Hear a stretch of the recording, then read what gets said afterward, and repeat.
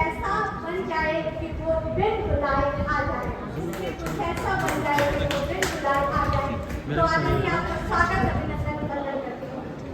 और आज के चूंकि दिन प्रज्वलित हो चुका है, तो माँ शारदे की वीणा माटी की सरस्वती वंदना के लिए मैं प्रयागराज की कोकिला आदरणीय अन्नपूर्णा माफी जी को बुलाना चाहूंगी और उनके मधुर कंठ से आज माँ सरस्वती जी का आह्वान हो जाएगा। तो आज की काव्य गोष्ठी का शुभ मुहूर्त यही पर निकल जाएगा। तो आदरणीय अन्नपूर्णा माफी सुभाष जी।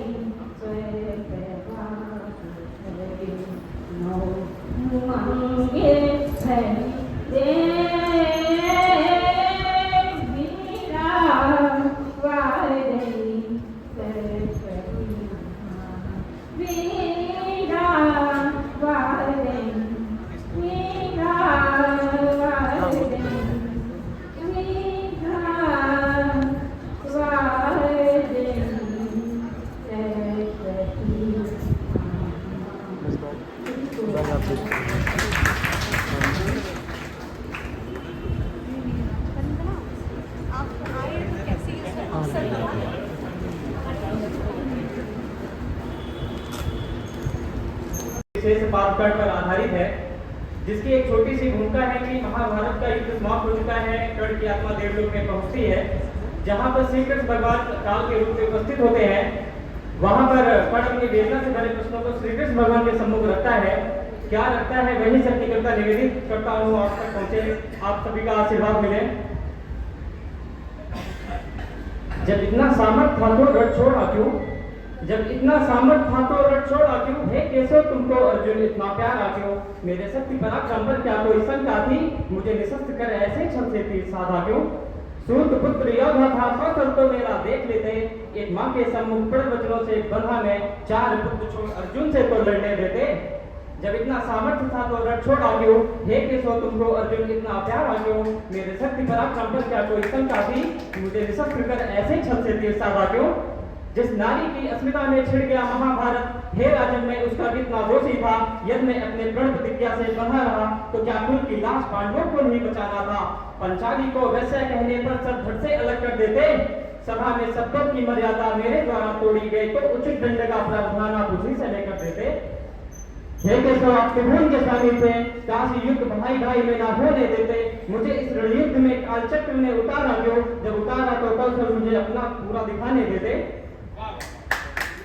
आशीष गौरव कौरवी किसमें थी, आशीष गौरव कौरवी किसमें थी, ये ज्ञान अवगत कराना उन्हें जरूरी था, लालसा अहंकार से भरा कौरव को पहले सत्य मार्ग पर लाना तुम्हें जरूरी था।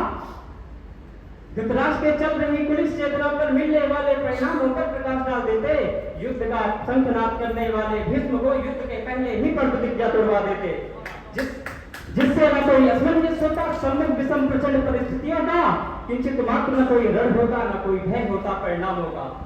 पुत्र अनुरक्ति के कारण जिनकी गुरु विद्वता छीन हुई, वो गुरु द्रोण मात कुशल शिक्षक बनकर रह गए, इनको इनका धर्म बताकर श्रेष्ठ गुरु बना देते। फिर दुर्योधन की दुष्टाचार और अत्याचारों का रात्रों लगाकर जल समापन कर देते, तब न्याय पांडवों में युधिष्ठिर को हस्तिनापुर का राजा घोषित कर देते, जिससे राज्य को न्यायप्रिय नेतृत्व का सौभाग्य मिलता, प्रजा को प्रखर चेतना और मानवता का साथ मिलता।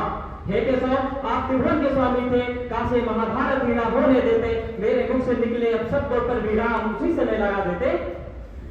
ये कैसी नीत की नियत है हे माधव, विपक्ष में कर दो अपनी विद्या का ज्ञान नहीं, भगवान परशुराम के दीन हुए श्राप से मेरे नित्य उंगली को ज्ञात नहीं। मुझे स्वयं अपनी कुशल पराक्रम पर भरोसा था, वो भी आज अंत समय में मेरे साथ नहीं। मैं सूर्य पुत्र धनुर्धर चाहता तो एक दिन में पूरे महाभारत के युद्ध का परिणाम बदल देता, पर अपने प्रण वचनों से बंधा मैं कैसे निर्दोषों का रक्त शुद्ध में बहने देता। मेरे शक्ति सामर्थ्य और पराक्रम से अवगत कराते अर्जुन को, मेरा श्रापित जीवन तो रहा ही मैं स्वयं मृत्यु चल लेता। जब इतना सामर्थ्य था तो रण छोड़ा क्यों, हे केशव तुमको अर्जुन इतना प्यारा क्यों, मेरे शक्ति पराक्रम पर क्या कोई शंका थी, मुझे निशस्त्र कर ऐसे छल से तीर साधा क्यों। अब यहाँ पर कर्ण माधव सामने अपनी वेदना से भरे प्रश्नों को रखता है, तो उसके बाद भगवान श्री कृष्ण बड़े उदार भाव में उत्तर देते हैं। क्या उत्तर देते हैं वहीं मैं अपनी अगली पंक्तियां निवेदित करता हूँ आप तक पहुंचे।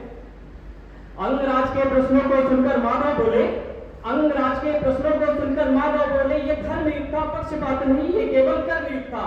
अर्जुन भी यत्कर्ण होता, उसका अंत कर परिणाम यही होता। मित्र बंधन में बंधना था, पर सत्य अहिंसा का मार्ग तुम्हें चुनना था। जब इतना प्रचंड ज्ञान और सर्वश्रेष्ठ कला कौशल में तुम निपुण थे, फिर भी तुम्हारी स्पर्धा सिर्फ अर्जुन से श्रेष्ठ बनने तक सीमित थी।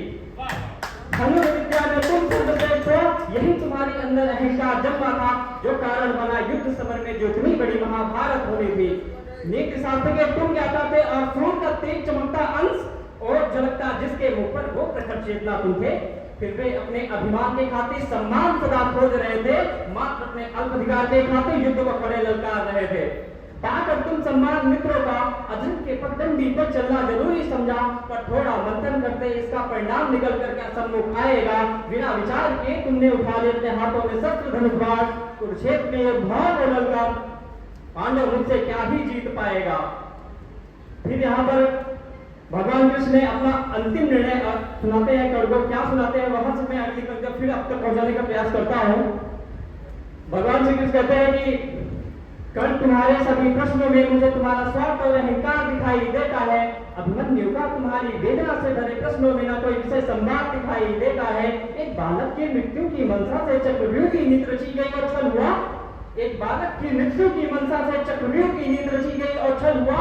कुरुक्षेत्र में कैसे बारी बारी बलहीन योद्धाओं के बाणों से वो घायल हुआ, उसके तन के घाव के पीड़ा तनिक भी तुमको दिखाई दिया। तुम अपने स्वार्थी अधर्मी मित्रों के उपकारों से ऐसे क्यों बंधे रहे कि तुम्हारे अनुज भाइयों का पुत्र भी तुम्हें शत्रु भी दिखाई दिया। अब तो युद्ध समाप्त हो चुका है, मुझसे न्याय के अधिकार से मांग रहे हो, दुष्ट कौरवों का साथ देकर महाभारत को गलत बता रहे हो। जब हुकार से भरे एक स्वर ने कदम रखते जैसे आकाश का सीना चीर दिया, कौरव तुम्हारे कुक्षण सहम गए, बालक की प्रतिभा देख जैसे युद्ध हार गए।